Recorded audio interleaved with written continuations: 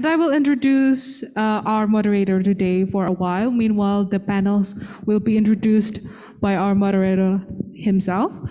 Well, we have Dr. Ari Ruhyanto, or his colleagues and students call him Mas Ayi. Mas Ayi is one of the lecturers in the Department of Politics and Government UGM.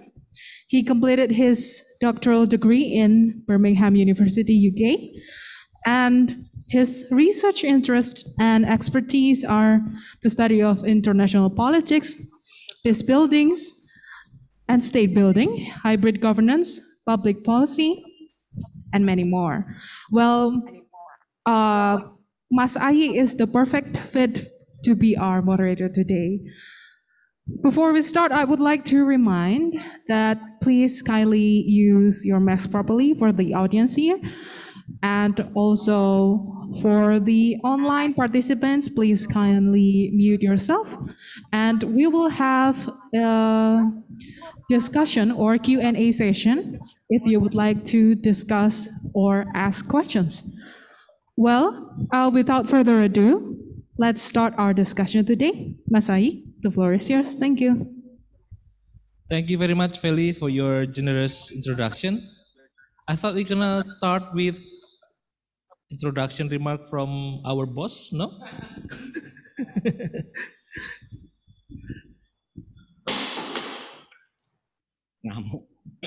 Yeah, good afternoon, everyone. I'm very delighted to have the opportunity to hold this series of discussion regarding a very serious yet relevant issue of democracy in Asia Pacific. And I'm very honored here to have my old friend Ian Nicolotobia from the Philippines as one of the speakers here with our Dean, Mas Wawan, and Mas Ayi as moderator. Today's discussion is the kick-off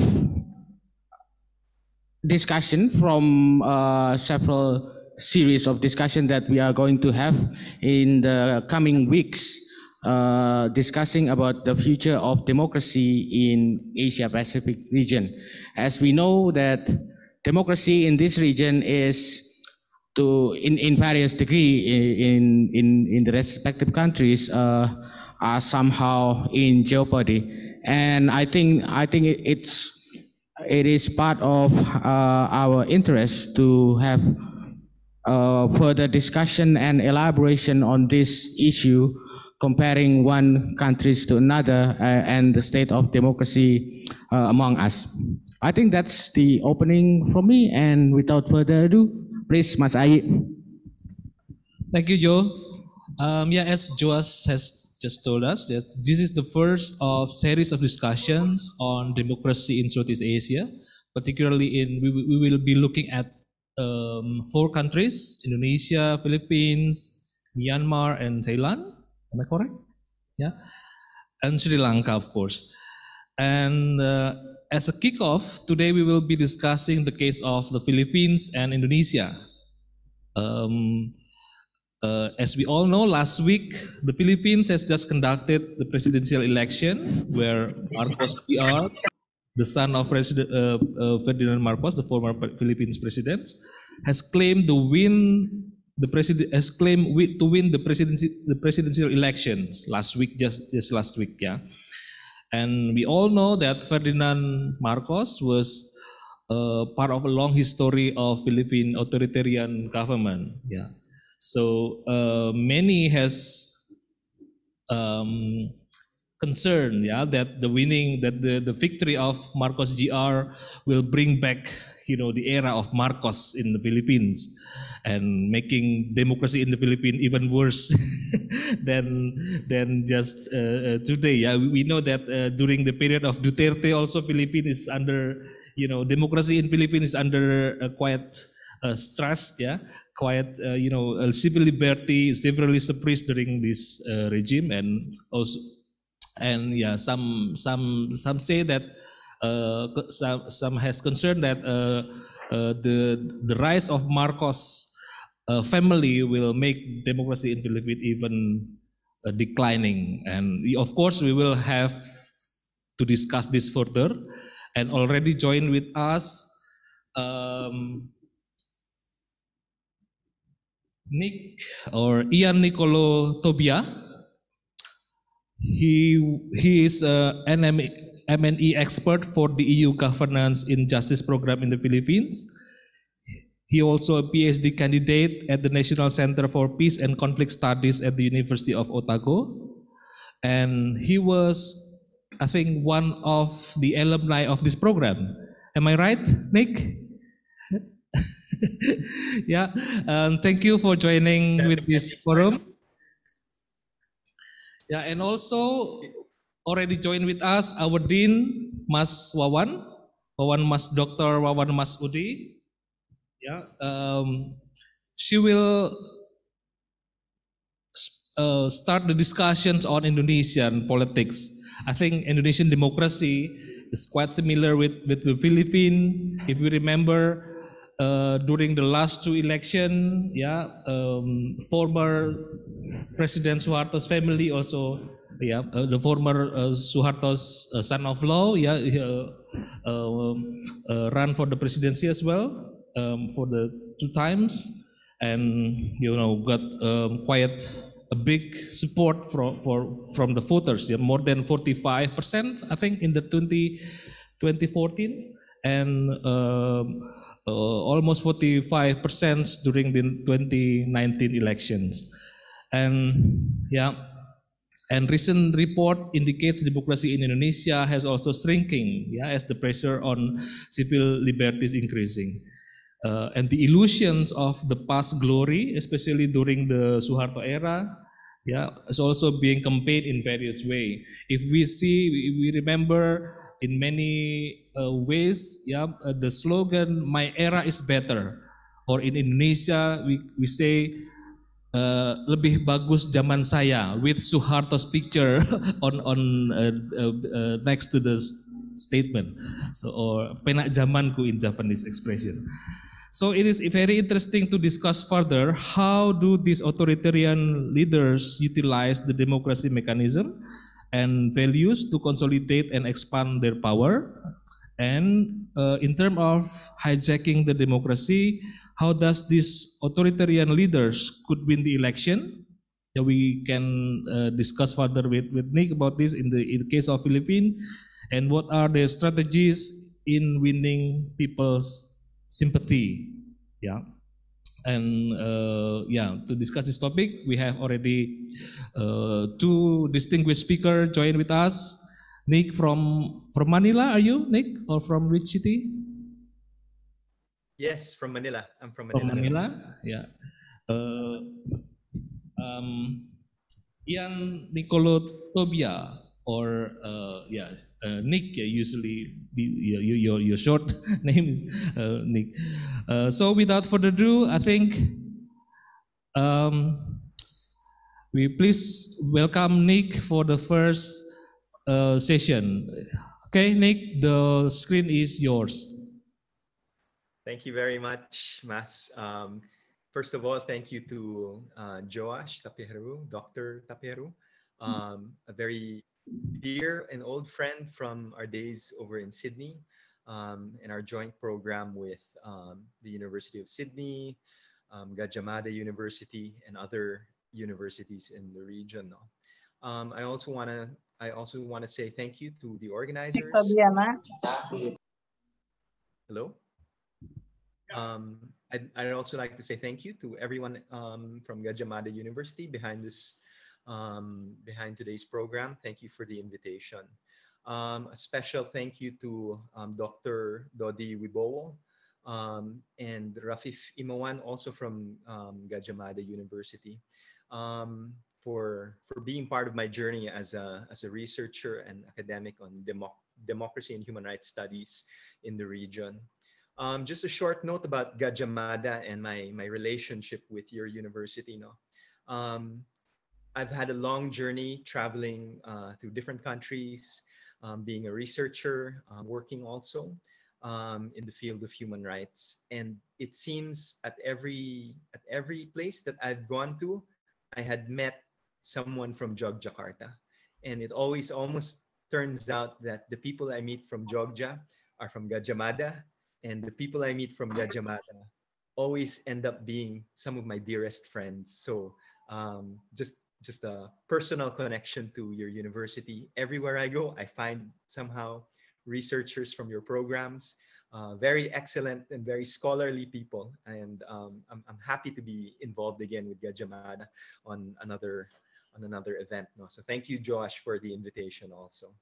So I'm just going to share my screen now very quickly. Just let me know in the message box if there are any problems. If I share screen. Um, let's,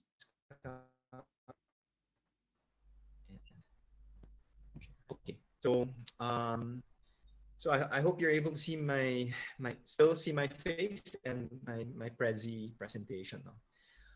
So the background of today's conversation, maybe I should talk a little bit about research now, so that there's some proper context to what it is that I do exactly now. So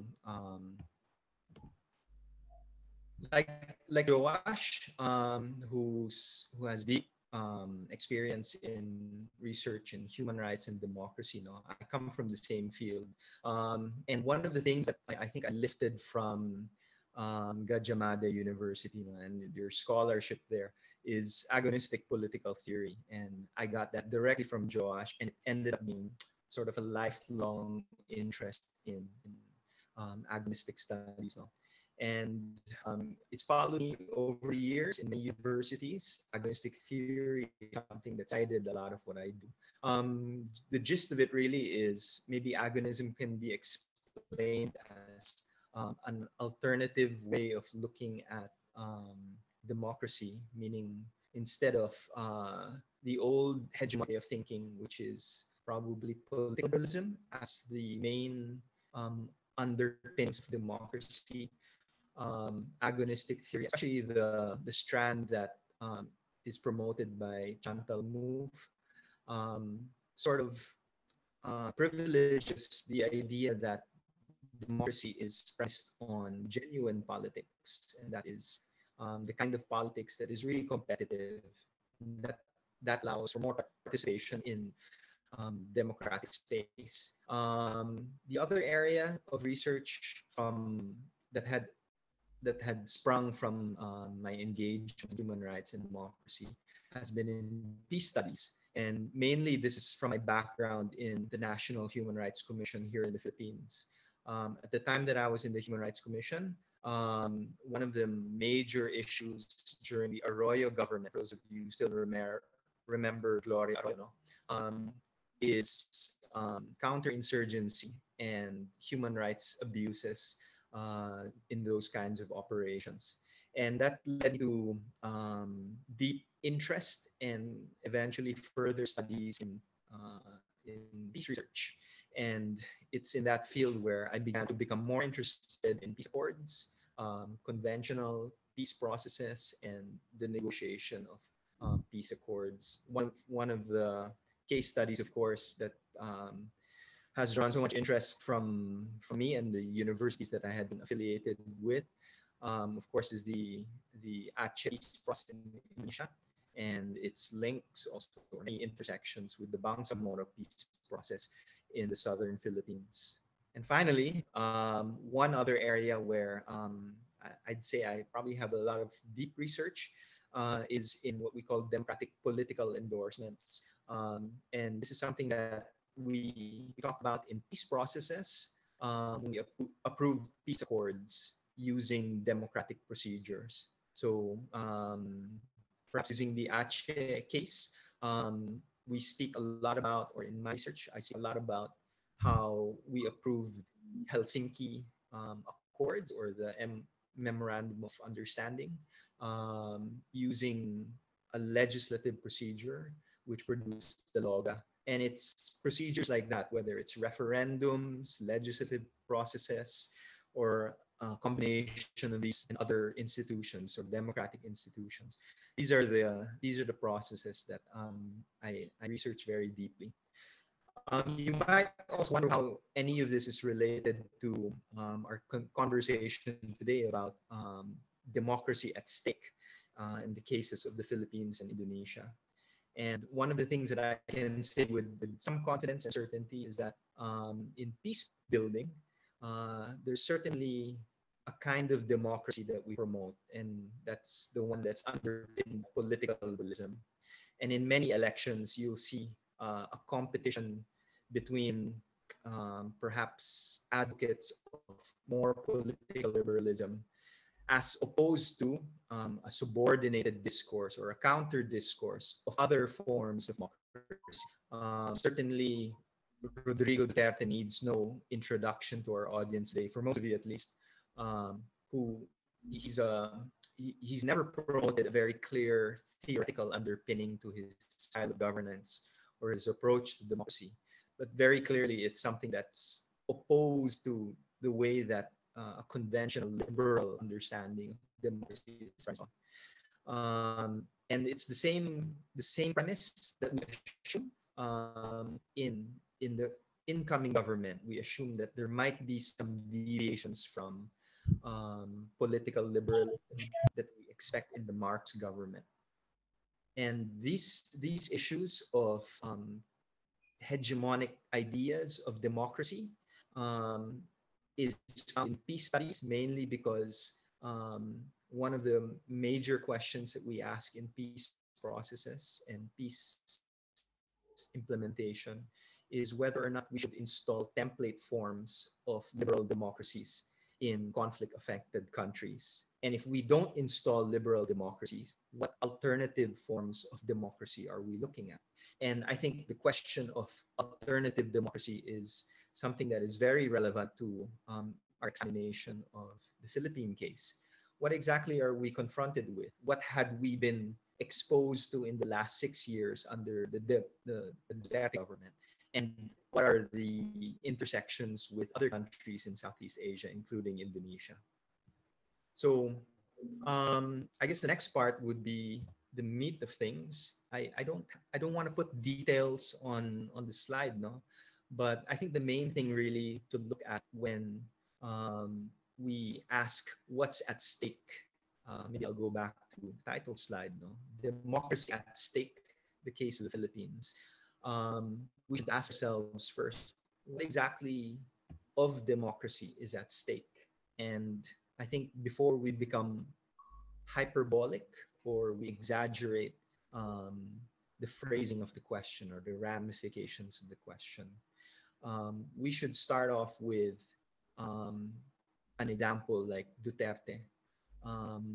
What he represents probably is not a removal of democracy so that we've ended up in a situation where it's undemocratic, but more precisely for democratic scholars, no, and for political scientists, no, and theorists, you know that 2016, a watershed moment in what we call populism, no, like a new phase of populism worldwide, shows us that the emergence of Dutertismo, Trumpism. In 2016, we also saw the Brexit result in the United Kingdom and the emergence of populist leaders all over the world. No? And one thing that connects all of these different phenomena in democracy is that they're all democratic results. We've democratically elected leaders who do not represent perhaps the kind of democracy that we've expected in ordinary circumstances.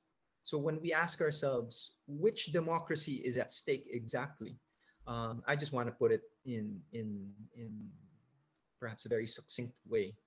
What is at stake is any idea that a democracy that is premised on political liberalism, that's what's at stake. And in our case, in the Philippines, we've probably seen it slip away gradually in the last 6 years, and there are prospects that might extend for another 6 years in the Philippines. Of course, some of you might know that presidential terms in the Philippines are for 6 years. And the last time that a government had sort of associated itself with liberal thinking, no, might have been the last Aquino government from 2010 to 2016. And if political liberalism or liberal democracy is what's at stake in contemporary cases of elections in the region and the prospective election in Indonesia, I guess this is a good point also, or a good time to bring up what these alternatives are. And here on the slide that I have next to me, it says illiberal democracy.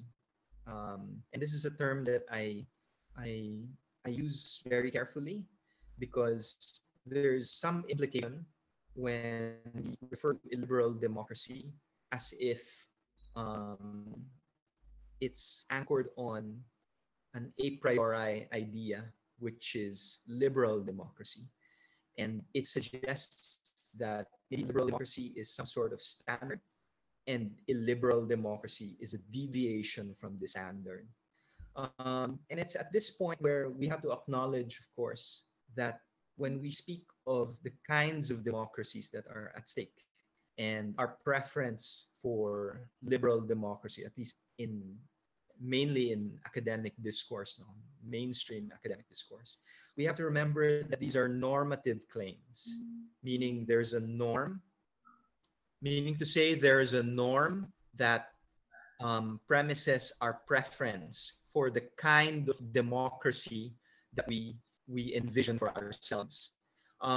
This also means that alternative forms of democracy that might not be liberal um, are no less legitimate, but in the sense that you need to contest or you need to advocate for these kinds of democracies. And it becomes a competition now between some advocates of liberal democratic thinking, the one that's premised on human rights, on the rule of law, um, and perhaps consensus, and then other kinds of democracies like we've seen in Trumpism that's premised on um, creating political divides and finding enemies within the state, um, suspecting immigrants as being outsiders and opponents of democratic way of life in a country. And we see this reflected in many other instances, no?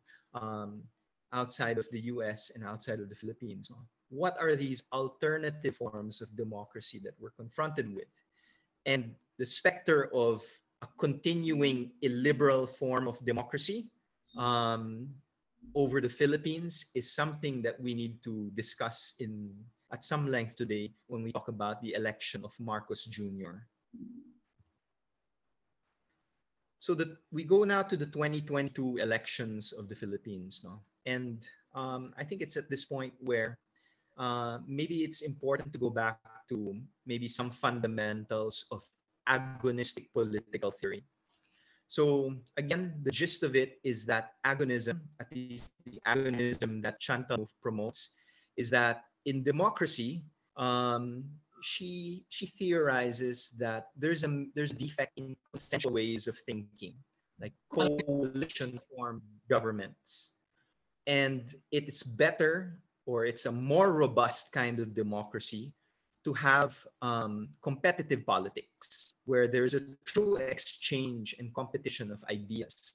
And in her mind, what we need is the kind of democratic politics that is open to opponents. This is something that perhaps some of you who observe elections all over the world, you might have noticed recently there was an election in France, and the runoff presidential election was between Macron and Le Pen. And for those of you who also have followed Le Pen over the years, no, you know that she's very much a representative of this alternative form of democracy. She's right wing, and many of the positions she takes are in stark contrast to the ones taken by liberal governments in France. recently we talked about the conflict in Ukraine, and it was very interesting to me to hear what Le Pen's position was on engagement with Russian government after a prospective peace agreement is brokered between Ukraine and Russia. And to me, it's fascinating because in many Western countries, there's a move to make Russia a pariah. And then Le Pen, being a presidential candidate, had already forecasted that maybe an alternative approach to this, or an alternative to our liberal institutionalism, is perhaps to engage them in some other way without isolating them. And to me, it's fascinating to see examples of how alternative discourses on democracy are reflected in elections in different countries. No? So just using the French elections as an example, we can also look at elections in Asia and in the countries that we're interested in. No? What are the opposing discourses on democracy that we're looking at, and which version of it is at stake? At stake, which one is endangered, as we say, or as we think is endangered in these elections? Coming to that, no, coming to the point where agonistic theory promotes alternative forms of democracy and a competition between the hegemonic or the dominant way of thinking of democracy, which in many cases, not all, is a liberal form of democracy. You'd expect that maybe in our elections we were looking at a confrontation of perhaps over different issues, and BBM or would represent this counter discourse to perhaps a liberal position taken by Leni Robredo, who finished second in these elections. No? Instead, what I want to share with all of you is something I found very, very surprising.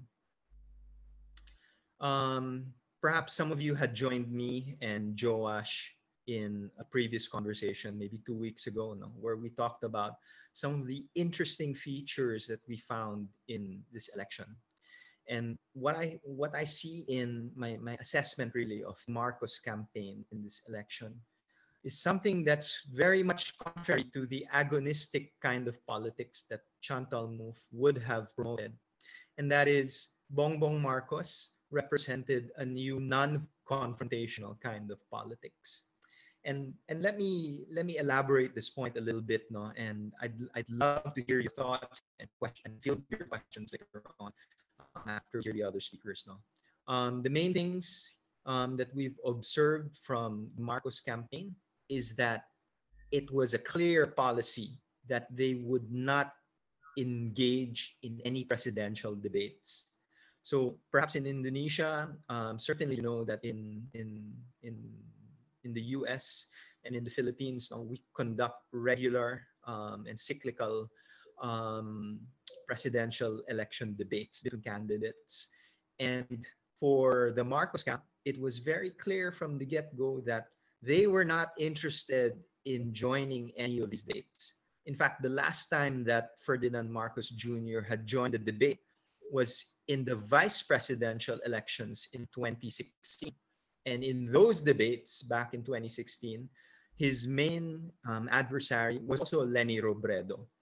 And if you just do a quick search on YouTube, you'll find how Ferdinand Marcos Jr. had performed in those debates. In a nutshell, he was trounced. And looking not to repeat those dismal results in these debates, no, what we saw is a consistent policy of their campaign not to engage in presidential debates with any candidates, even including his main rival, Leni Robredo. The other thing also that we noticed, you can do a quick search in main news sources in the Philippines, like the Inquirer, the Philippine Daily Inquirer, that is, or Rappler, or Manila Times, is that here on the second bullet point, you'll notice that Ferdinand Marcos did not engage mainstream media. He almost uniformly refused to answer questions from media outfits. whether local or foreign. And those that he claimed are media outfits that he's engaged with were curated people, mostly people that the Marcos camp allies itself with. And in these instances, of course, you find that the exchange between Marcos and these so-called media personalities is less confrontational, less adversarial, no hard-hitting questions or issues to answer. Which brings us to the third bullet point. One thing we noticed about the Marcos campaign is that he rarely ever talked about issues, whether these are major issues in the country like the peace process, infrastructure, debt servicing, COVID-19. Um, I think perhaps alternative transportation, mass transport. These are the major ticket political issues that we've been confronted with. And we find that the Marcos campaign had systematically decided not to talk about issues. Of course, you can try to look for his platform online, no? And you will find some websites that show or that claim that these are the positions that Marcos Jr. had taken on some issues. But if you follow a lot of content that his campaign had been generating, you'll find that generally they just do not talk about issues. And to me, this is very, very fascinating. A presidential candidate that doesn't talk about relevant and contemporary issues. The fourth point, of course, is if there are no issues, there are no questions also that are being answered. I think you can lump the first four bullet points already as sort of articulating a pattern already, a pattern that just decides to sidestep anything that would represent political confrontation or political engagement in the agonistic framework, wherein we want people to debate. We want political issues to result in a confrontation between hegemonic ideas and subordinated. In this case, there was none of that. The next few bullet points, I think, are something that should be very interesting to Indonesian election observers. No, what we found in this election is that the Marcos campaign had used or had leveraged the use of vlogs or video blogs, not to talk about issues, obviously, not to talk about debatable matters, but simply to talk about or promote a lifestyle. A lot of these video clips that you'll find online, again, you just have to search YouTube and TikTok. You'll find that it just mainly shows how it is to live as a Marcos. So maybe he'll tell a short story of what it was like growing up. Maybe it will be something about, oh, these are the kinds of things that a Marcos would do. This is what our house looks like, or this is what it was like when I was in school. And it only talks about Marcos in this way, in this, well, obviously non-confrontation, not a debatable way, really. It just talks about himself, no, and frames him in a way that sort of highlights a lifestyle more than anything else. And in other content where it doesn't feature Marcos himself, no, they use influencers on YouTube. So this term, I don't know if this is a terminology that's also used in Indonesia, no. Influencers basically are popular personalities that you find online on platforms like YouTube, TikTok, and Instagram. No? And what they generally do is they use their wide following. Many of them have thousands or tens of thousands of followers. And taking advantage of a large following, they start promoting things.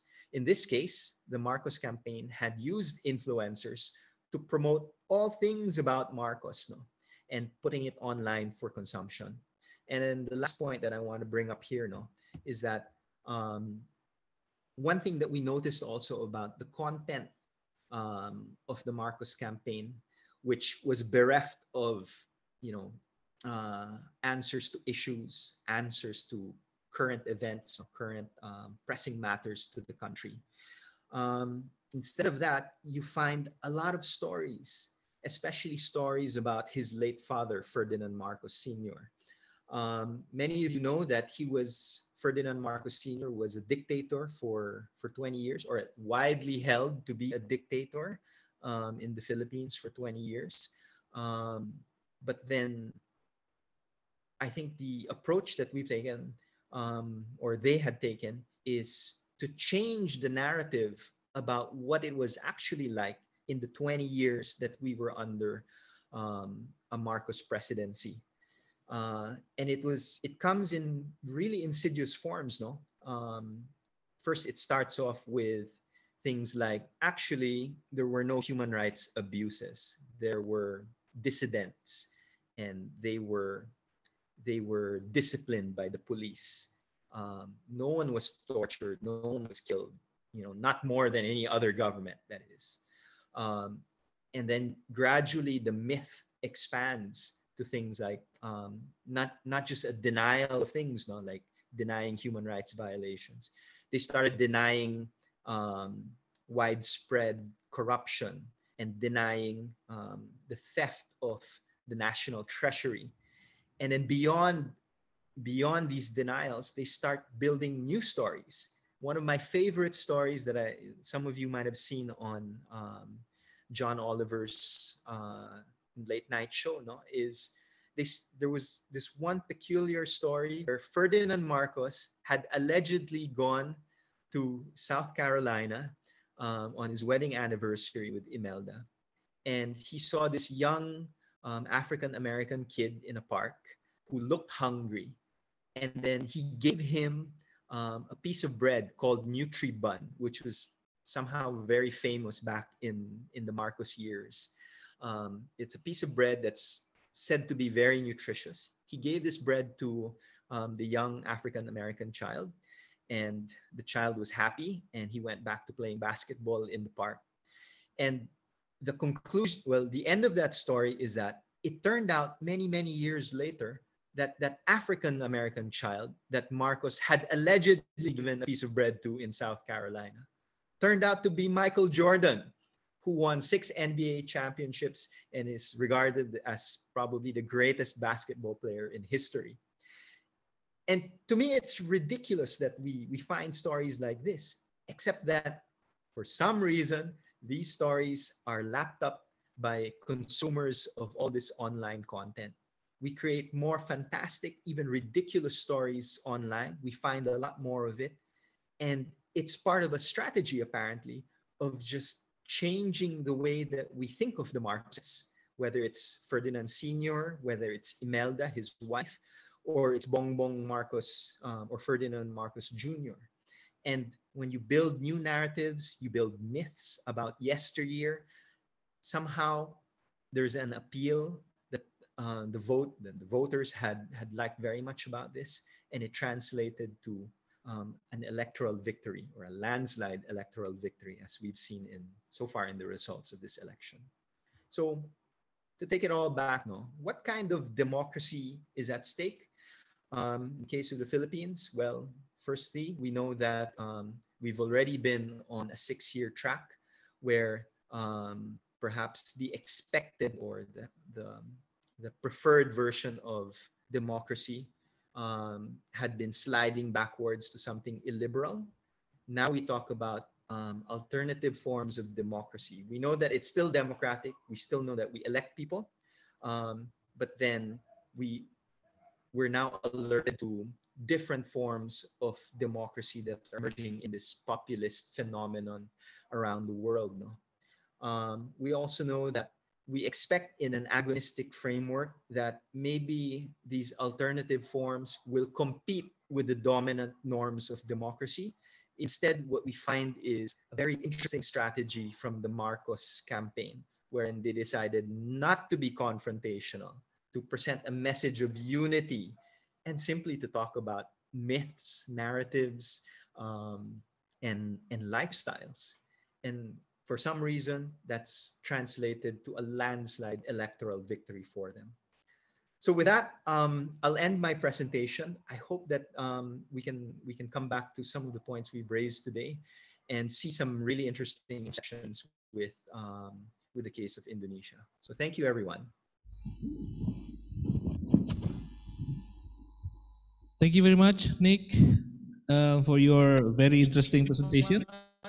There are many points, I think, that worth to ponder, worth to think about. Yeah, you provoke, I think, many questions. Yeah, and yeah, for those who join us online, please put your questions. You can put your questions on the text box.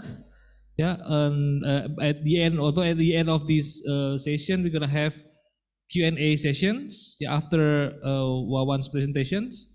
So, but in meanwhile, you can also put your questions on text box, and we will pick up later on. Without further ado, let's have Wawan Mas Udi to talk about Indonesian's democracy, and then will be followed by our Q&A sessions. The screen is yours, Mas Wawan. Thank you very much, Dr. Ari Ruyanto, Mas Ari. Thanks a lot, Nick, for a very interesting presentation about the current election result in Philippines. That we know the old family now take over the power again using the mechanism of democracy. First of all, I would like to explain that what I would like to present and to discuss in today's discussion is not especially related with a Philippine election for sure, but I would like to put in the development of the result of the Philippines election and also the current development of democracy in Indonesia in a bigger view or in a bigger perspective.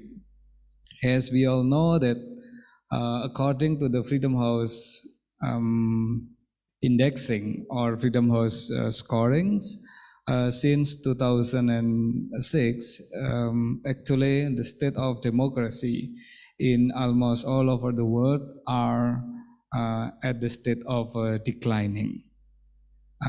So this is kind of a continuation or continuing picture when the future or the current and the future fate of democracy seems not so bright anymore compared to the first wave, second wave, or even third wave of democratization in 1970s, 1980s, and 1990s.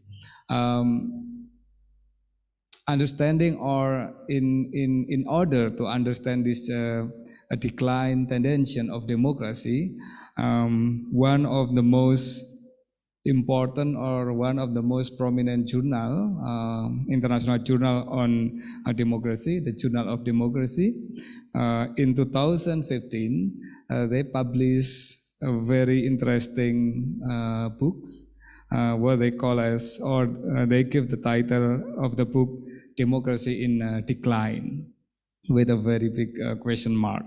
So this kind of decline is sentiment of democracy become a new kind of a framework that we could use in order to understand the development of democracy in so many countries, not only in the modern or in the established democracy, but also in the emerging democracy. According to this publication that published in 2015, actually the prominent authors or the prominent scholars of democracy try to understand or try to kind of a questioning the development and the future of democracy, that it seems not in the way that at least the liberal scholars expect. First, the big wave of democratization that all we know, it happened after the Second World War in 1970s with the Portugal Revolution, and also 1980s and even 1990s with the case of Indonesia. We can see that there are kind of a blockage. The democratization are blocked by what?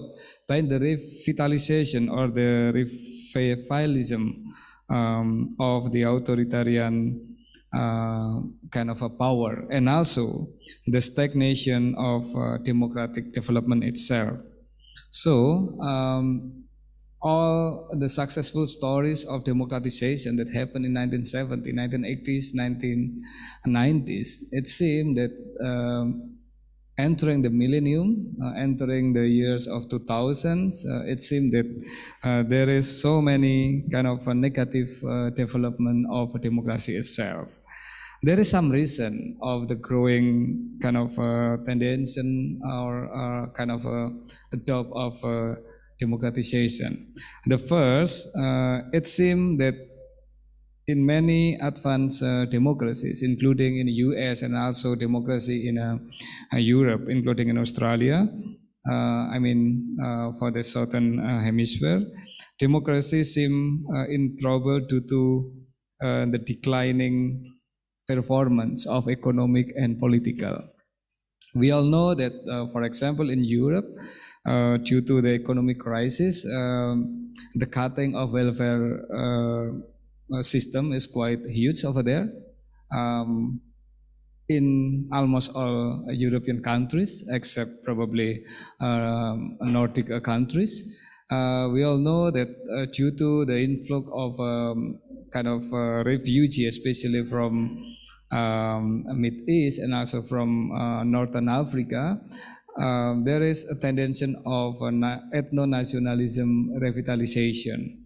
And also for the last case, we all know that the Brexit also kind of giving us another hit about this problem of democratization as well. So in many countries, that the success stories of democracy in providing a good stability of political system and also good achievement of economy and also popular or people welfare, it seems is under kind of under threatening. So that's why it's one reason why democracy in general are in top now.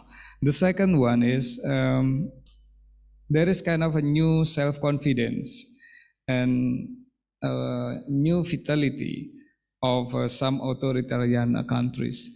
Some countries that rely on, especially the authoritarian countries that rely on the economic development and social development, they are quite successful. The stories of China, for example, and also Russia before the invasion to Ukraine told us that even not in a liberal democratic countries, that good economic development and also good economic performance could be attained, and the welfare of the people also could be attained, especially in economy, without any full democratization. So there is kind of new self-confidence among these big authoritarian countries. And the third thing that becoming kind of a top to democracy is the shifting of geopolitical balance between the democracies and their rival. And we all know that the decline of, for example, U.S. influence in this world also becoming a trigger that the world is not only the polar of the world is not only U.S. and Europe, for example, but also other countries as well. So there is so many factors that actually, in a broader perspective, in a global perspective, that can lead to what so-called then as a democratic recession in the language of Larry Diamond. Furthermore, why then democracy in general are not in decline? Could we move to the third or fourth slide, please? Next one. Yes, there is some reason or there is some analysis why democracy now are in the state of decline. The first, actually, we can draw from the perspective of Fukuyama and also Gutenberg School perspective. Both Fukuyama and also Gutenberg schools, they believe that beside the process, democracy is also about the output. as long as the output of a democratic system could guarantee the welfare and also the good quality of government, so the legitimacy of the democratic government will be sustained. But if the democratic system, if the democratic regime, if the democratic institution unable to develop good governance, or they trap in a bad governance, or they are in failure in state building, and also the system is trapped by incapacity in performing good governance. So the trust and also the legitimacy of the people to the democracy will be in harder, or will be in difficulties. It means that actually the legitimacy of democratic system is not depend on the institutional arrangement itself, but also in their ability actually to provide what we call as the good public services. This is the case, for example, in some countries. For example, in Iraq, the decline of democratization over there after Saddam Hussein, one of the reason is the new government or the new democratic government are really in difficulties, even to provide a very basic need of the people, for the water, for the household, for the good electricity, and even for the good food. Including in Pakistan as well, the democratization over there are in trouble as well. In Afghanistan, we all know that the countries are now taken over by the Islamist hardliners. So that's mean the lack of quality of government will really affect the democratic legitimacy. And the second one, why the democracy in general are in decline is because of the extent of negativity of populism. Nick, I think, already mentioned, even in a case of the Philippines, that the populism, the negative aspect of populism are be part of the 2022 election over there. And this, the extent of this negativity of populism is emerged due to the failure, actually, the failure of democratic institution in order to provide and also to to make sure that the people interest and people need are fulfilled. So therefore, it's become kind of an opportunity for the personal populism then to claim as a true representative of the people. So it's become kind of a democratic decay as well because of this democratic institution is unable to carry their function, and it become kind of a opportunity, a fertile ground for the personal political leadership, for individual political leadership, like for example in Thailand, Thaksin at that time, and also probably in the case of the Philippines, BPM, then to perform himself, or to perform themselves as the true representative of the people. And the third one, why the democracy in decline in general, because of the consolidation of the anti-democratic element within democracy itself.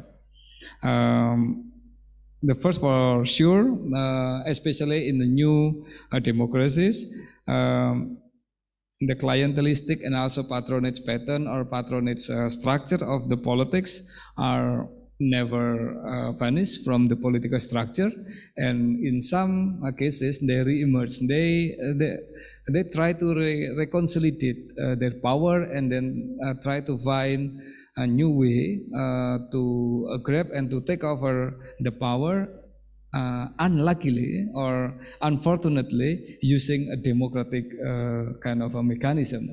Yeah, I think what Nick already explained to us on the Philippine case, BPM as political leaders coming from a non-democratic background or family try to take over the power, try to take over the leadership using a democratic kind of a mechanism. And the second one, for sure, this consolidation of the anti or non-democratic element, it's shown by kind of the growing of illiberal practices within the liberal regime of democracy, including the anti-politics, including the politics without doing politics, like what Nick explained in the case of Philippines.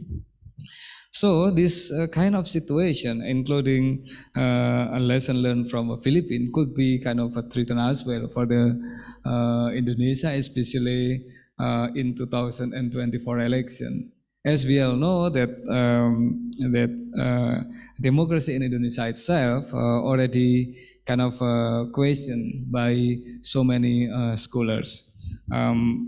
There is so many kind of theses on Indonesian democratic decline.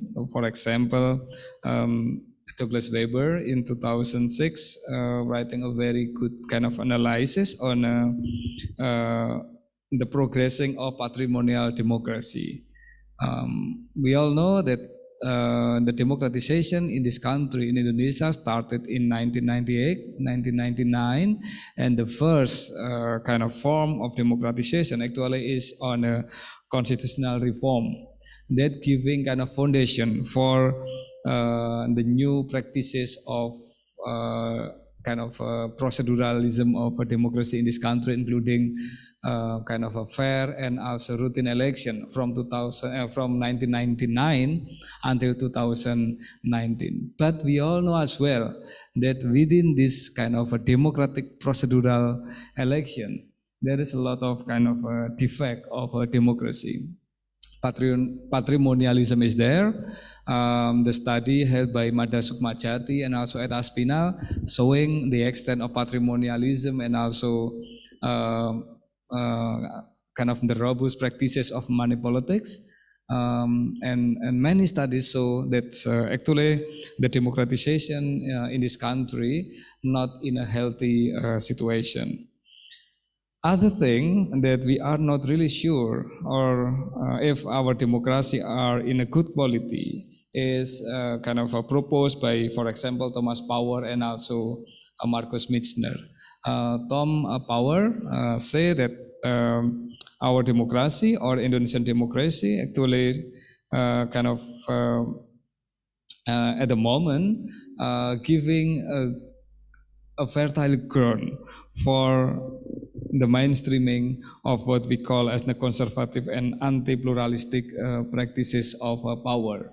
So at the society and community level, we all know that there is so many kind of anti-pluralistic behavior from the people. I mean, especially from the hardliner based on the religious. But the way the state to respond, this group or this opposition group also almost the same. I mean, and they also using the state power. So that's why many say that the decline of a democracy in Indonesia is not only coming from the kind of a grassroots, but also the way the political ruler, the political elite, kind of responding this situation as well. And the last thing about the problem of a democratization or democracy in Indonesia is the deepening polarization. We all know that our last three election, 2014 election, 2017 Jakarta election, and also 2019 election, were marked by a very bold kind of a polarization, especially between the pluralist and anti-pluralist or pluralist and Islamist political power. This use of a political identity could be another kind of threatening for the Indonesian democracy, especially in 2024, 2 years from now. From all this situation, for sure, it is very legitimate if we are asking about the future of our democracy. For the last slide, please. I myself still believe that actually democracy is a very ideal thing that people expect to be kind of working in a good way. But we all know, the last slide please. Slide terakhir mas.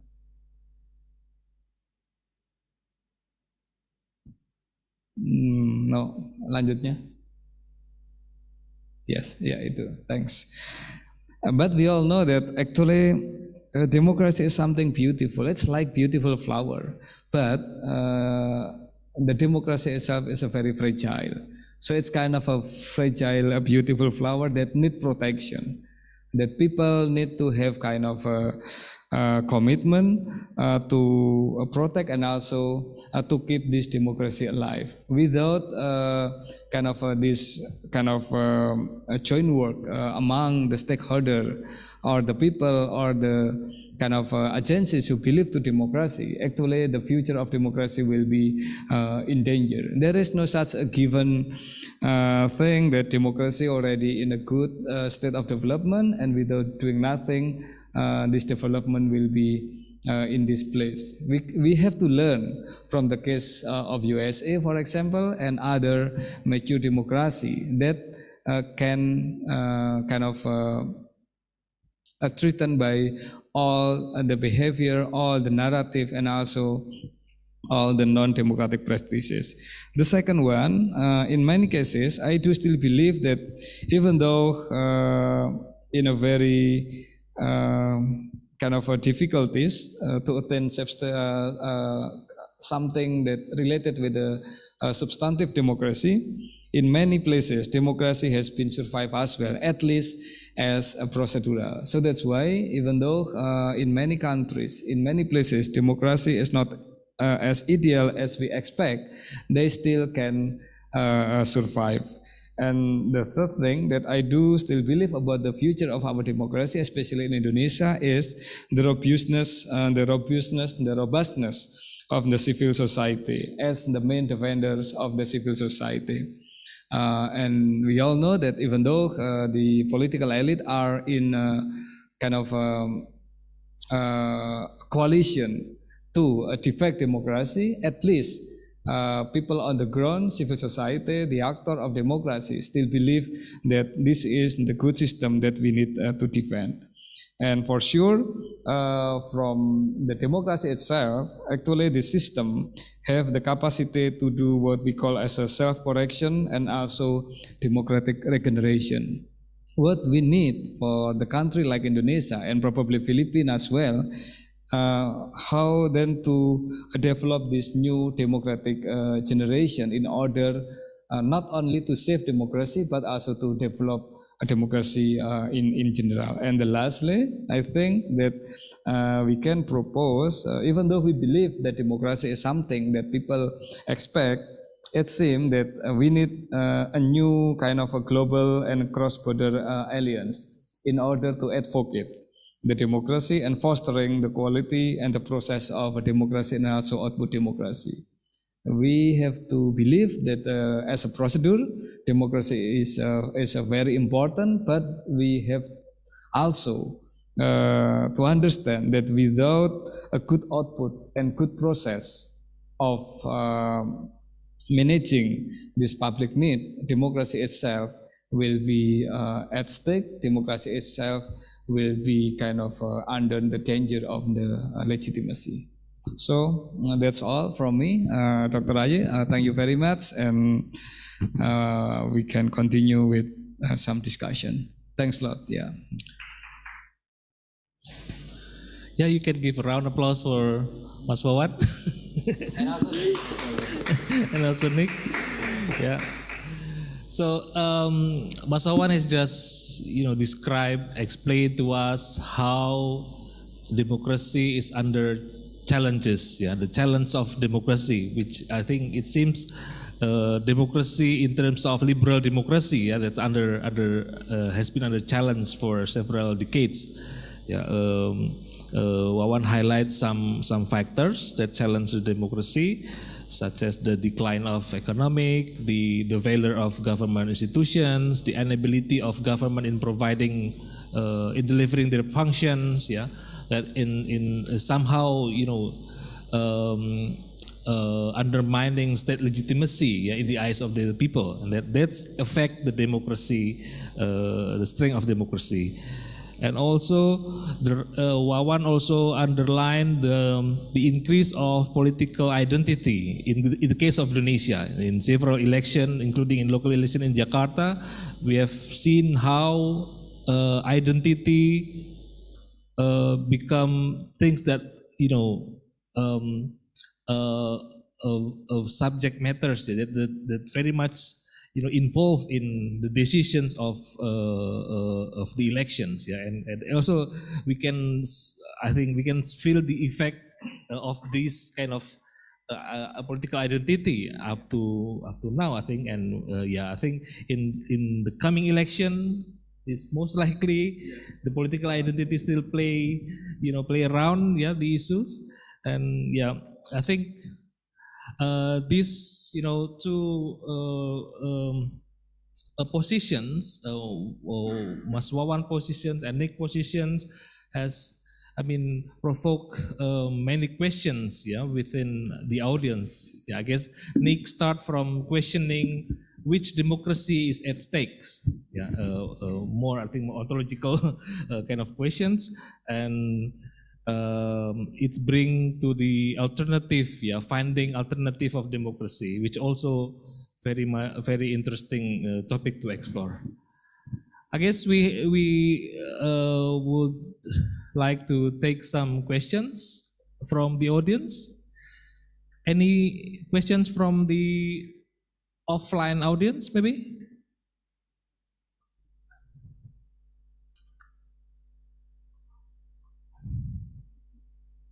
Or from the online audience?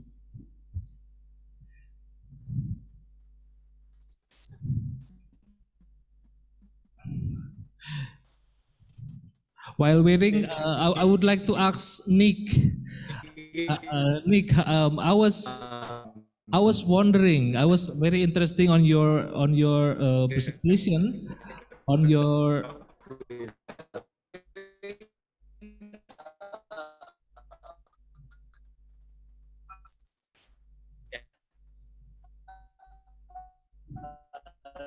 Nick, I was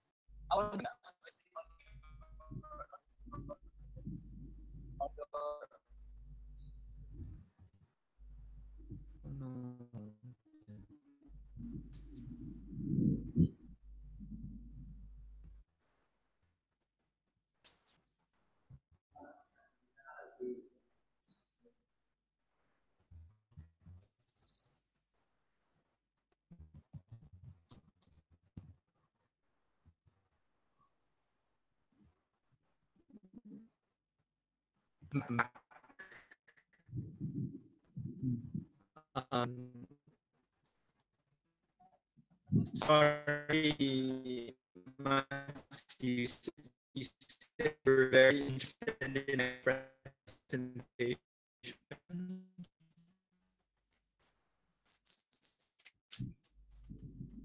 Is there any questions from the audience? Well, not yet. Nick, can you hear my voice clearly? Can you hear me clearly?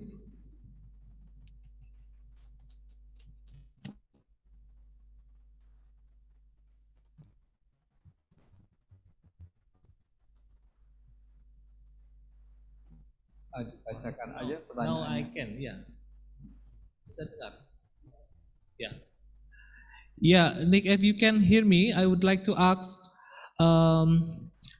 about the voters' point of view. You mentioned about the rise of Can you hear me now? the alternative, yeah, the Okay. alternative democracy, about the no issue, no questions, no several feature on the last election in the Philippines, and I guess that's coming from more from the we call it the the actors, yeah, but not really, not quite from the voters. I was wondering, why would the voters vote for the BBM, yeah, the Marcos Junior? Um, is that only because the, you know, illusion of the past, or they just give up with the current condition, or what drives the voters, do you think?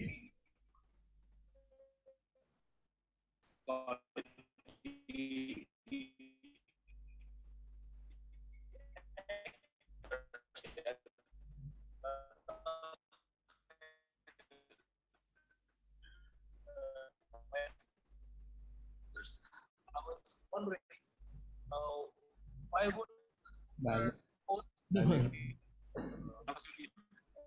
exactly or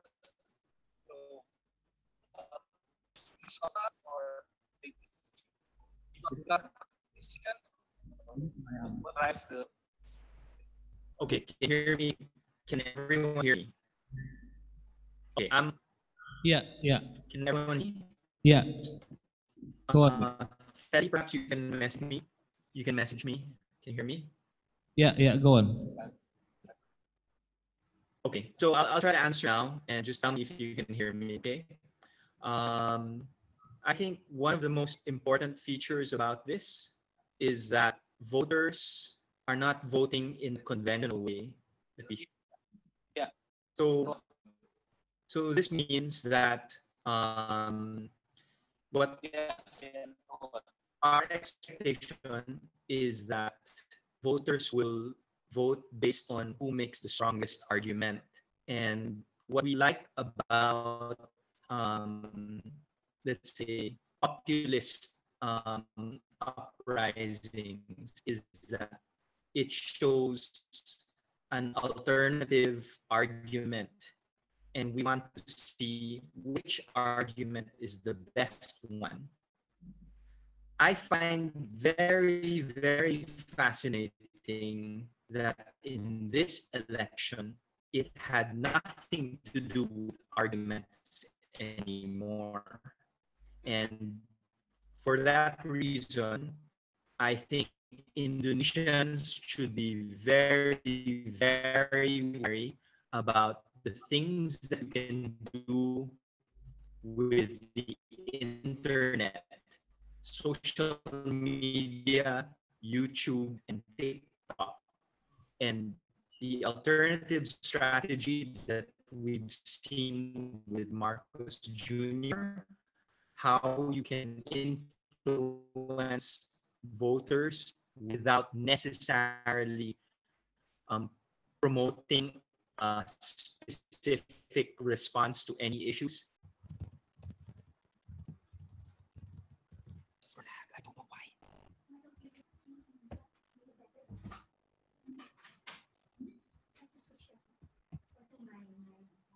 Hello, Nick. Yes, I'm here. Yeah. Could you explain a bit more about how the campaigners team, the influencer, the team from the Marcos Junior actually influence the voters? What issues they put on they raise on YouTube and TikTok and so on that eventually motivate the voters to support them. Okay, so I'm gonna answer, and Feli, just type a message if you can hear me, okay? So your question is, how did that campaign influence voters? I think the most important thing to remember is that I think a very known technique for influencing votes is via disinformation. And I didn't talk about disinformation because that's already a conventional technique that's used in elections. And we also know that from research, we've started to see a lot of disinformation from the Marcos, I guess, Marcos camp or supporters as far back as 2012. So in 2012 until the present, so 10 years, we've seen a lot of content generated online that presents wrong information about history, about the dictatorship back in the 60s to the 80s, about Ferdinand Marcos Sr., Imelda, and Ferdinand Jr. And to me, when you look at it in that context of a decade of disinformation, you'll begin to see that the way that they influenced voters could rely on avoiding talking about issues because they've already invested so much over such a long period of time just telling stories. And to me, that is the most interesting feature about the campaign of Marcos Jr., where all you need to do is tell stories for a long time and keep repeating these stories until you create a voter base that sees you in a favorable light. I also want to address Dean Wawan's point on populism, no? Where we think of populism as like casting a negative light on democracy. I also want to point out that populism casts a very positive light in the sense that it allows competition, and that's something I've underscored in my presentation. Um, what we see here, of course, in the victory of Marcos Jr. is an electoral competition victory. And for sure, we're not going to look at it in any other way, except that um, he achieved this victory in a competition using a strategy that doesn't require addressing issues. To me, that is the most fascinating aspect of this, how to enter a competition without really competing. And it's mind boggling to me. And maybe we could start writing papers about this. So I think the motivation of voters draws us to the fact that the electorate is not interested in issues and not interested in answers to these issues. I will tell you straight up, if any of you use TikTok and you search for anything related to Marcos Jr., like BBM or Marcos Jr. or just plain Marcos, just look at the content and you will see that it's only about BBM dancing or BBM showing, maybe fancy clothes or going shopping, or maybe it's his son, Sandro. Sandro, who looks like an actor or a matinee idol. And these are the things apparently that motivate voters. It interests them. Maybe not on issues. Maybe it doesn't tell them that this vote would make our country better. It's a vote about a lifestyle that they seem to like.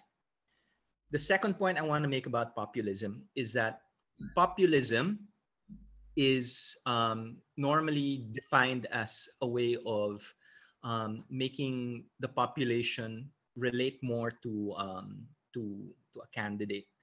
So the candidate needs to present themselves as more relatable to a wider population. And normally you create a binary between elites and the non-elites. You should know that the Marcos camp or the Marcos campaign had never presented Marcos Jr. as part of the masses. Okay? This is the first time that I've seen a candidate win an election and not explicitly say that they're from the poor ranks, that they were impoverished, or that they work hard for the poor. Marcos Jr., let's not mince words. He is elite. He's very much elite. So to have a wide margin of victory powered by a strong voter base from the lower social classes tells me that even identifying with Bongbong Marcos is not even important. They're not interested in whether or not he's pro-poor or from the poor. They're just interested in the entertainment value that he had put up online. And I'm very, very concerned about that, what that says about how Filipinos think of elections, what the purpose of their vote is, and why we what issues we weigh when we decide to vote. That's all. Okay. Thank you, Nick. Any questions from the audience? Yes. We have one Yes, from. we do have two questions from the audience. The first one is from Yesi Sonia, and the second one is from Yuhendra Tanjung Mas. That's from the online audience, well. Yes, from the online audience.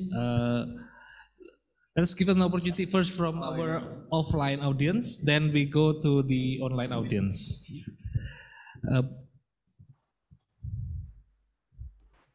Introduce yourself and then your quick questions. So, okay, good afternoon, ladies and gentlemen. Our discussion today is quite interesting. So, I would like to say thank you for Nick, Mas Ari, and also Mas Wawan. But in this occasion, specifically, I would like to see from Mas Wawan point of view. So, quoting Mas Wawan, democracy is a fragile, beautiful flower. So, we need to take proactive protection. And I totally agree about this statement. And based on this case, my question is, as civil society, then how to maintain our new democracy, not only for survive, but also to develop the democracy itself. Thank you very much.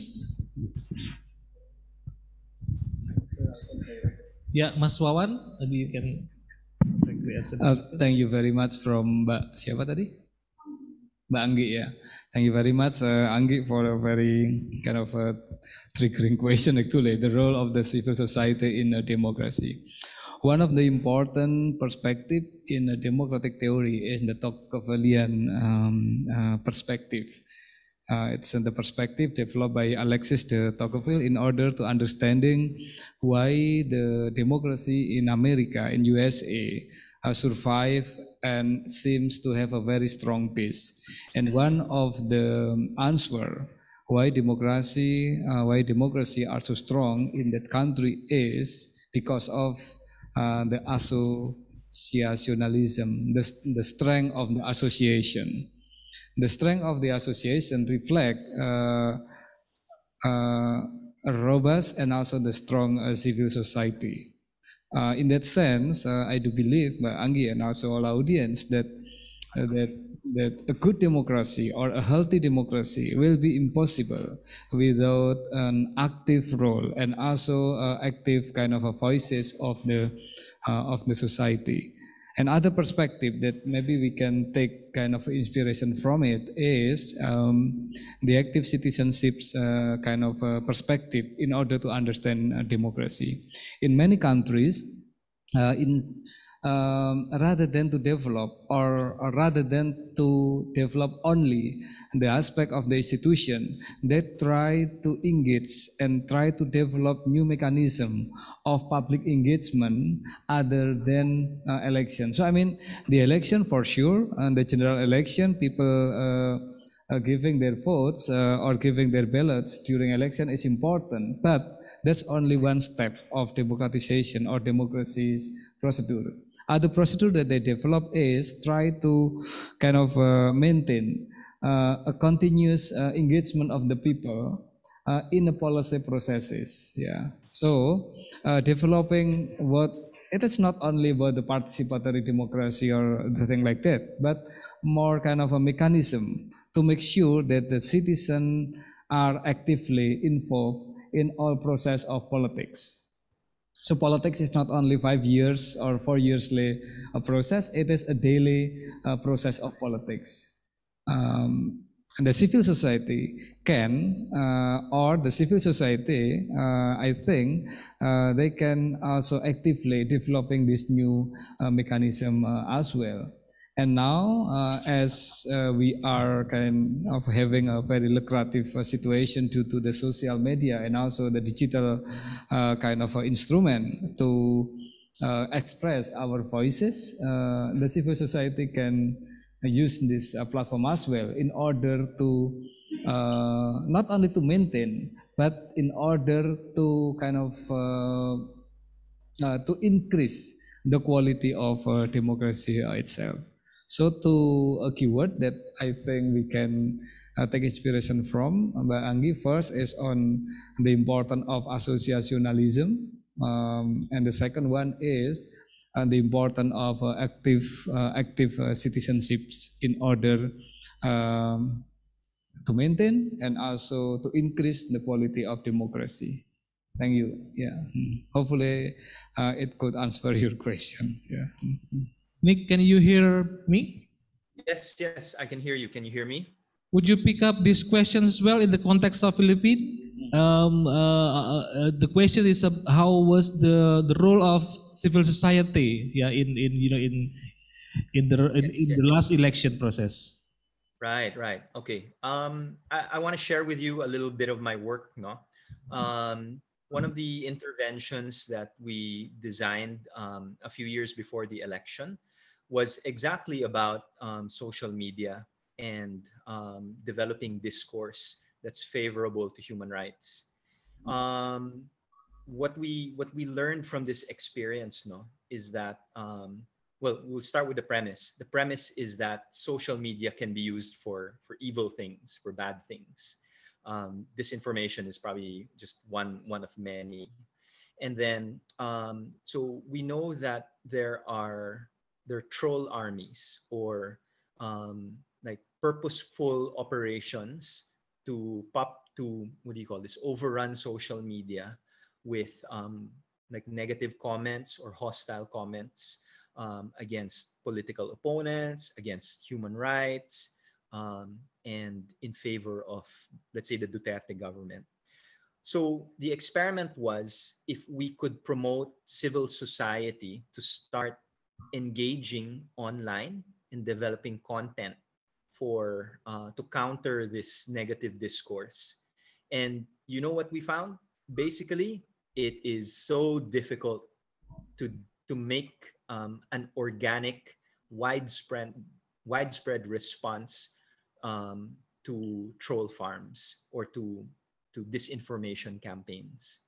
You have to remember that um, these operations that create fake news, disinformation, or even in the case of the Marcos campaign, to create all this content that's non-confrontational.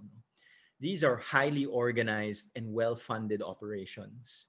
And if you expect civil society to somehow become very well organized and well-funded to respond to this online disinformation, the answer is that it's very, very challenging, and we haven't succeeded at that. So I'm not going to talk about all the ways that civil society can contribute to protecting a fragile democracy, or to make sure that our flowering democracy is shielded from negative things, no. But I will tell you, in the front of social media and online disinformation, there's a lot of improvement, and there's a lot of need really for creative ideas on how civil society can respond to well-funded, purposeful operations of disinformation online. Thank you, Nick. There are two other questions from our online participants. First, from Yesi Sonia from University of North Sumatra Utara, from University of North Sumatra. I would like to ask about whether the involvement of elites in the country affect the progress of democracy in that country. So then the elite is also responsible for the sustainability of a democracy. Maybe Wawan and Nick can address this question as well. Bisa ditampilkan di sini? Yeah. The two questions are from North Sumatra University. Yeah. Okay. Yeah. These are the questions. Would you like me, Mas Ari, to answer? Yes, please, Nick. Okay. I think everyone plays a role. Certainly, elites play a role in fostering and protecting democracy. No, and in the same way, everyone contributes to the demise or decline of democracy. So I think one thing that we can see from recent examples, no, is that um, elites, private interests, I don't know, conglomerates, um, play a very important role in being entrepreneurs of discourse, and in some cases, whether or not they're in favor or against more liberal democracy, no, of course we can't overlook the fact that uh, many of the elites are also interested um, in earning money. It's basically sustaining their businesses or their business empires. So there has to be some sort of convergence between protecting sustainable business and protecting democracy. And this is not unusual. There are many ways of like manifest that intersection, no? And certainly, I think elites play a big role in financing social development, and that's something that needs to be promoted and repeated over and over again. And at the same time, there's also a very important role in government and civil society to act as sort of either auditors or regulators of private interest, to call out when private interest and business practices are against human rights or against democracy. And that only happens when, related to the earlier question, no, and how Dean Wawan had answered, certainly a very strong civil society that's always engaged and aware of issues, including um, behaviors of elites and private sector interest. Thank you. Okay, Mas Wawan, would you pick up this question as well? Yes, in brief. Actually, we have we had a hope for elites in 2014 in Indonesia, especially when the new national leadership is coming not from the established political elite, that most of them are kind of still have kind of a ties and still have a relation with the new order elites at the time. But by times, the new political elite in Indonesia, especially after 2014, actually getting, I don't know, in some aspect, they need to cooperate with this old elite as well. So that's why then trust our elite fully in order to develop and to maintain good democracy currently. It's just kind of utopia. Yeah, for me it's kind of utopia. Why almost elite now are at the same boat? For them, the most important is how to distribute power and resource among themselves, and lagging behind the people as the main kind of patron of democracy itself. So that's why, in my opinion, giving so much trust to the political elite will not helpful as well in order to develop a good democracy. Yeah, even though probably there will be some, but most of elite, especially in Indonesia at the moment, they are at the same circles. Yeah, unfortunately. Yeah. The what they call the hukum besi oligarki, it's the kind of oligarch iron law. I don't know of the oligarch. Oligarch. Okay, we got several questions as well from our online participants. The second questions about,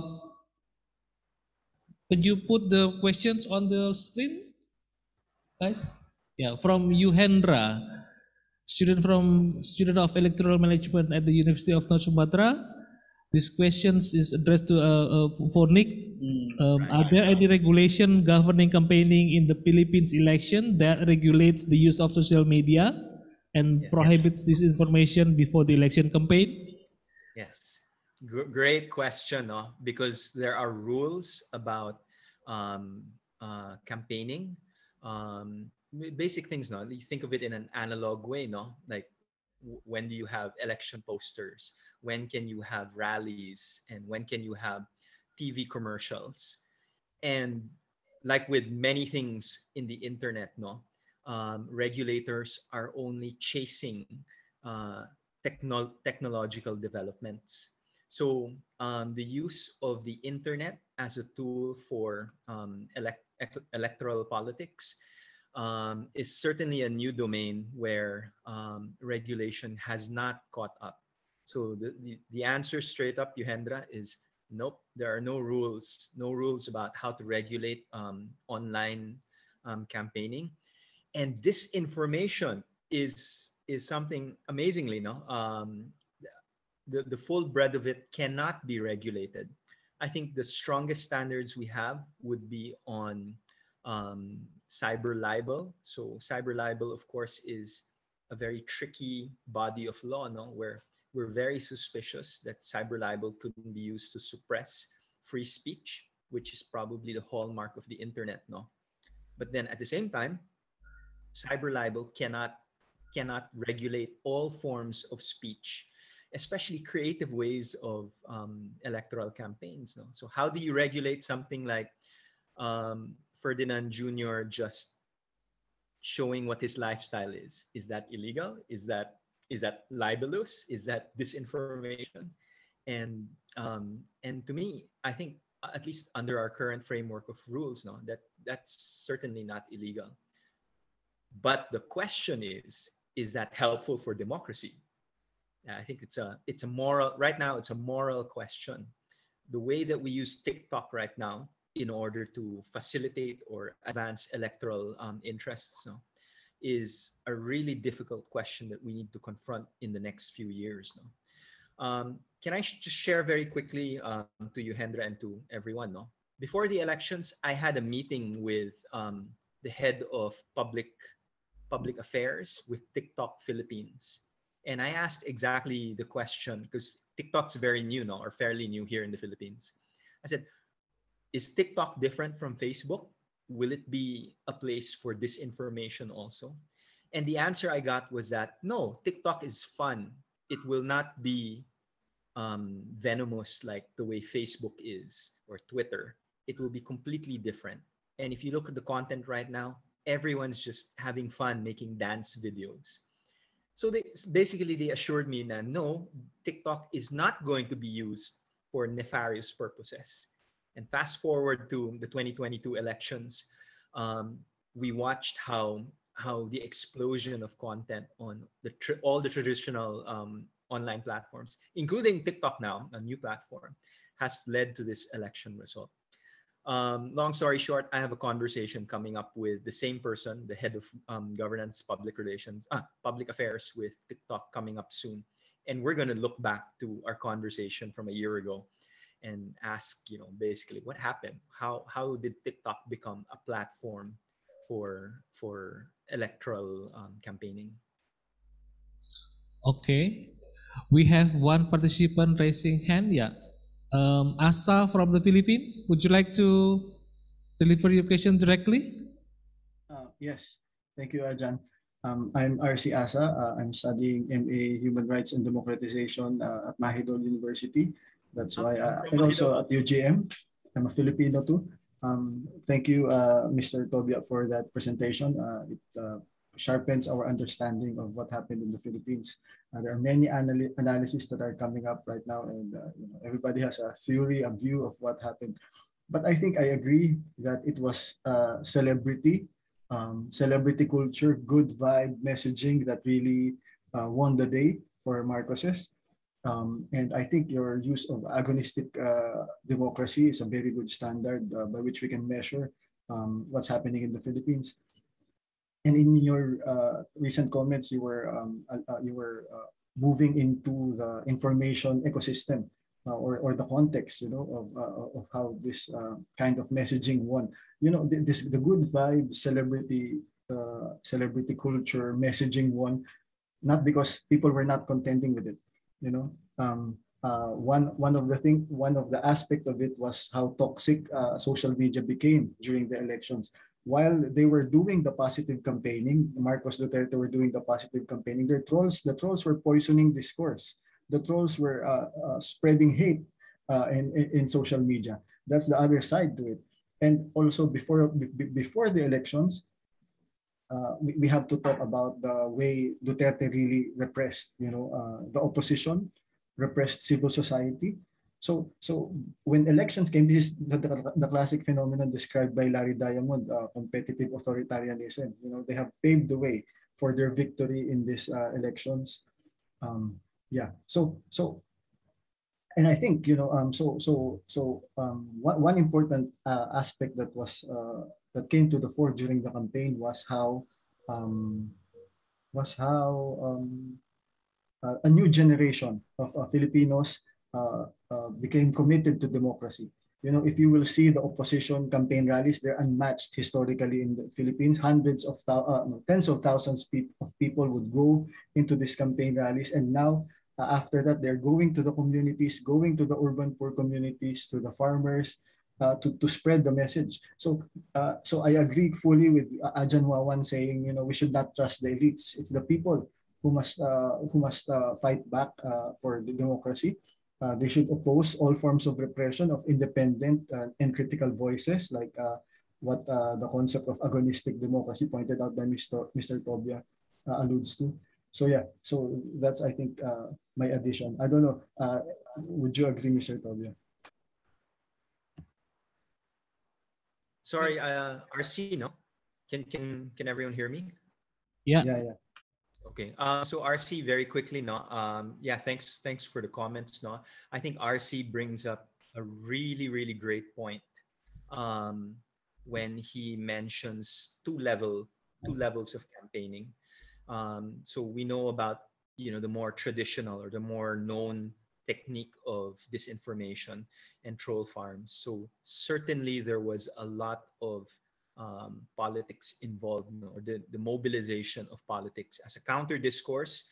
Pro Marcos forces were bombarding the internet with a lot of partisan commentary, and then at a level above that, there's this the content, the official content of the campaign, no? Which is all unity and good vibes, as RC had pointed out, no? So officially, the campaign was about non-politics, and then underneath that, make no mistake, there was certainly a political confrontation that was taking place also online, care of the troll armies. I do want to point out, Mr. Marcos had been asked if they utilize troll farms, and he denied it. He said, "Show me one troll. You show me one," and then he left it at that, basically denying that their campaign had utilized disinformation operatives. Thank you again, RC. Yeah, we have 10 minutes, less than 10 minutes left, but we have still several questions. The next question, I guess, for Mas Wawan, yeah. How bad, from Mufti Anggita, from Lab 45, the question is, how bad do you think identity politics is hurting or ruining democracy in Indonesia and the Philippines? And how should we deal with it in order to have a consolidated democracy? How bad? Learning from 2014, 2017, and 2019, it was very bad, because it just kind of developing new polarization within our society. It's from the political perspective. From the electoral or the quality of electoral perspective, a good electoral mechanism or a good electoral process should also include or should put the programmatic aspect at the first hand or at the top priority. When the political identity, especially using a very kind of adversarial kind of identity, using, for example, religion or the ethnic, it would only kind of develop a deep division in the society itself. And when it happened, for sure, the damage need kind of sometimes to be kind of recovered, and it is not easy, in fact. And also, just to continue the importance of the programmatic aspect, I do still believe that in the end, democracy should have kind of explicit explicit benefit for the people, and the explicit benefit for the people of democracy actually is when the system then can produce a good public services itself. The system could produce what actually people need and people expect from the system. So when the campaign or when the election is only kind of busy dealing with a non-programmatic aspect, it will not bring our democracy to anywhere. It will just getting stagnated or just kind of in a stagnation due to the busyness to respond this situation. So. I know in the context like Indonesia that the political identity is still important because people are still talking about the Java and non-Java candidate, Islamist, non-Islamist candidate, pluralist, anti-pluralist candidate. It is something unavoidable, but I do really hope that in the coming election, our political elite and also political party not using this kind of identity as the main political jargon. We do expect that our election then kind of fill with the aspect that really try to address what actually the problem in society should be addressed by the politician. Yeah. Thanks, Mas Ayi. And also, who asking? Mufti Anggita. Yeah, Mufti Anggita. Thanks for that. Yeah. Nick, would you add something about the political identity in Philippines? Sure. Very short. No. I think one thing for sure is that you can't suppress identity and a plurality of identities. No, that's for sure. So one of the ways that we imagine, just speaking theoretically first now, is that you need to be able to cultivate broader identities, more inclusive ones.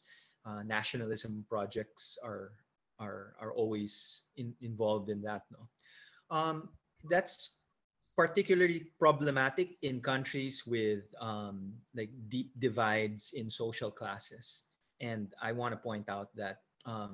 Like in many developing countries, the Philippines is no exception. We have a deep divide when it comes to classes. And you can see that also in the way that people vote generally.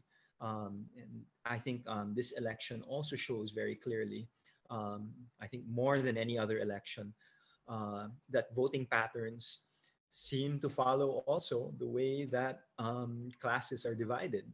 And one theory that I wanted to surface is that since issues and the confrontation over issues is not really part of the winning strategy, we wanted to know if the choice of, let's say, lower strata of society was based on voting for someone that the upper strata were voting for.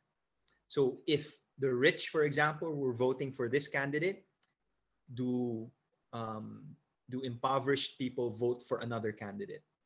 And to me, that's an interesting thing, because it tells you that they're really not looking at platforms. We're not interested in how people address issues or candidates address issues.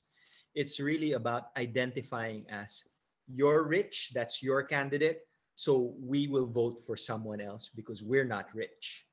And to me, that's a very troubling way of going about elections, especially since it seems, at least in a more conventional liberal way of thinking of it, maybe we need wider identities that would facilitate a more sort of harmonious way of politics.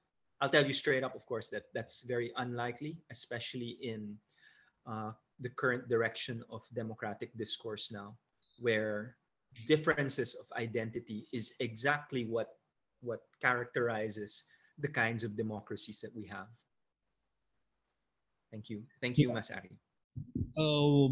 Yeah, we are running out of time, but I guess we can take one last question, Feli, from Rifki.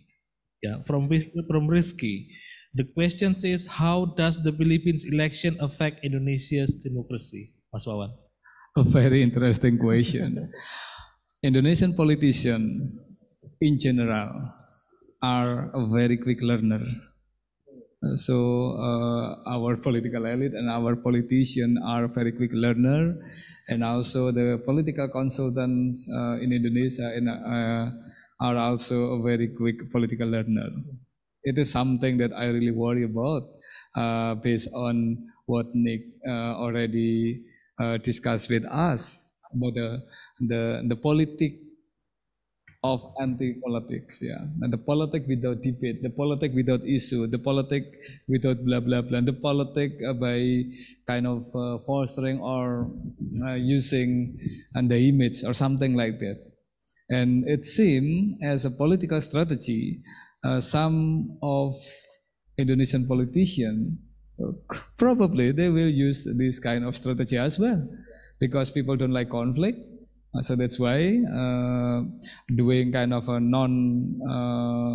competitive election or non-competitive political style will be kind of idea as well. Yeah, but for sure we will let the politician to learn. But I think it will be kind of a very strategic agenda for us at the campus and also for the civil society to educate our people in general, including us. Yeah, doing new kind of a political education for political literacy is something very important. We need to anticipate the current development of Philippines politics in order to save our 2024 election. Other thing, probably for some political elites coming from the old family, old Indonesian family, probably they will have new kind of confidence on the next election. But we have to remember as well that BBM, Bongbong Marcos, already developed his own political career as a local politician, becoming kind of a city mayor or a senate or something like that. I mean, before entering the presidential election, BBM has been kind of